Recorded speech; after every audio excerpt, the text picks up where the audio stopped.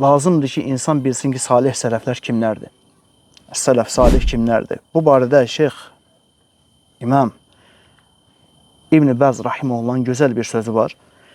Salih sələfləri vəsf edir. Onlar kimlərdir? Və deyir ki, hum əhlus sünnəti vəl cəmaə el-muttəbi'inə li Muhammedin sallallahu aleyhi və səlləm. Onlar əhl-i sünnə vəl cəmaədir. Salih sələflər deyəndə, yəni əhl-i sünnə vəl cəmaə. Muhammed sallallahu aleyhi və səlləmin yolunu gözəl şəkildə tutub gedənlərdir. Salih sələflər bunlardır. Sonra deyir ki, Şeyx İbn Bəz rahimehullah deyir ki, necə ki fikir versəz Allah Resulü Muhammed sallallahu aleyhi və səlləm soruşulanda ki, firqatun naciyə, nicat tapan, uğur qazanan firqə hansıdır? Allah Resulü sallallahu aleyhi və səlləm cavabında deyir ki, hum mən kənə alə misli mə ənə aleyhil yevmə və əshabi.